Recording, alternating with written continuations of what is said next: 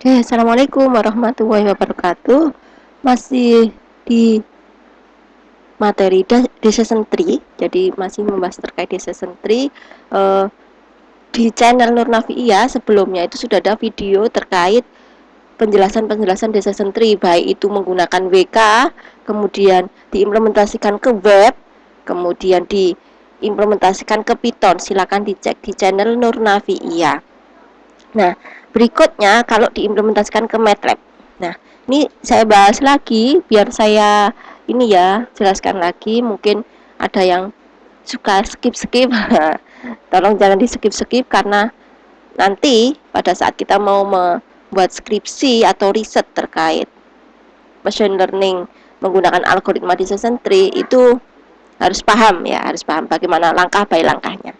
Nah, decision tree itu algoritma yang nanti butuh datanya untuk di training. Hasil trainingnya berupa rule atau tree. Ini ya, hasil trainingnya adalah rule atau tree.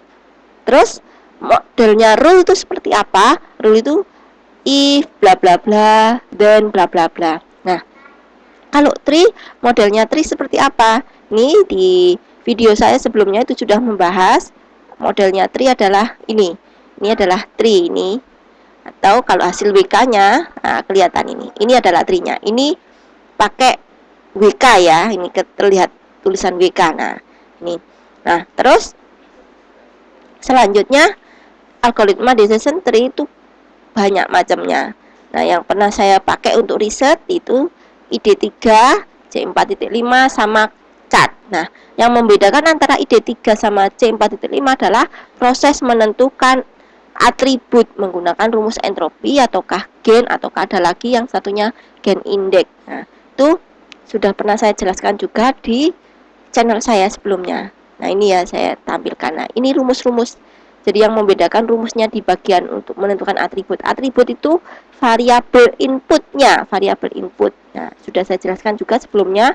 Variabel inputnya ada usia, SP, ASTIK, TIR, BR. Nah, variabel outputnya adalah rekomendasi lensanya, di mana ada kelas hard, non, soft.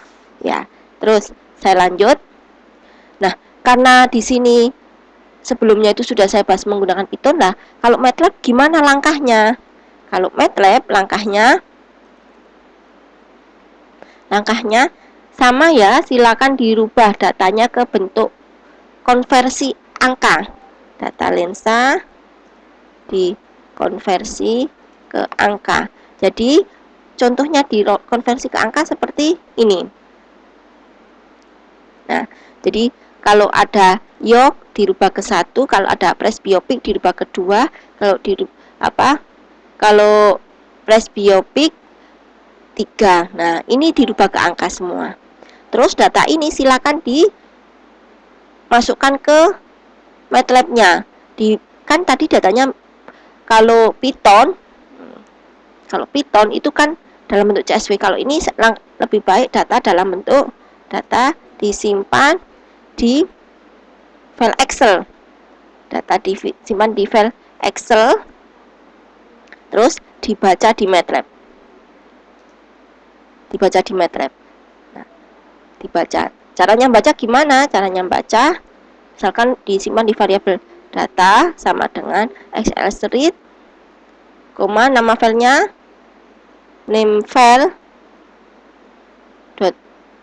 ini ekstensinya, harus ada ekstensinya.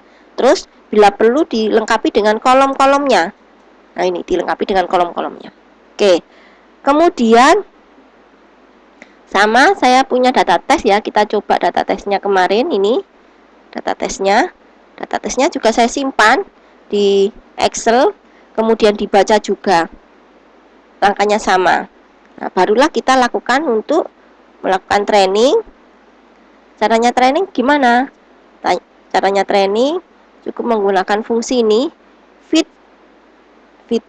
Nah, ini kalau di MATLAB itu dia adalah biner ya. Jadi ini kalau di MATLAB itu lebih ke decision tree-nya adalah cat. Ya, ke cat. Ya, ke cat. Kalau cat karena memang hasilnya adalah biner. Tree-nya adalah tree biner. Nah, trinya biner. Nah, terus di training, habis di training ya dicoba di testing. Oke. Saya tunjukkan, maaf. Nah, ini adalah data saya dengan variabel 1 sampai kolom 1 sampai 4. Kolom 1 yang mana? Ini usia, SP, astik sama tier PR. Kalau yang kolom 5 adalah outputnya. Ya, output.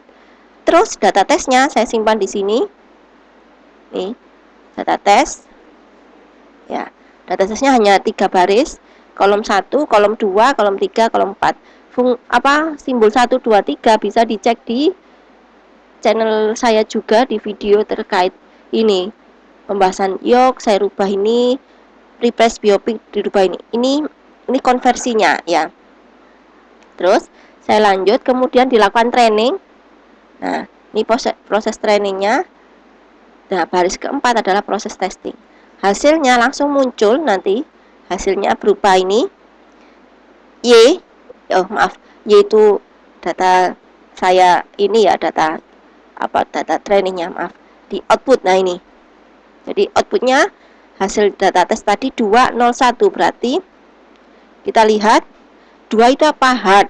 Nah, jadi ini adalah 201, yaitu hard, terus non soft. Ini hasilnya. Kok bisa tahu? Ya, itu berdasarkan ini. Jadi variabel output itu di sini tadi. Output itu untuk menentukan predik. M adalah modelnya, model hasil trainingnya. Nah, kalau ditampilkan tree-nya, nah ini adalah tree-nya. Ini ya. Jadi biner, maka 2. Jadi yang seperti ini itu artinya sudah outputnya. Jadi kalau membuat rule-nya berarti ini rule-nya. Nah, ini untuk menampilkan rule-nya. Semoga dipahami, jangan di skip. Terus semoga bermanfaat. Sekian, assalamualaikum warahmatullahi wabarakatuh.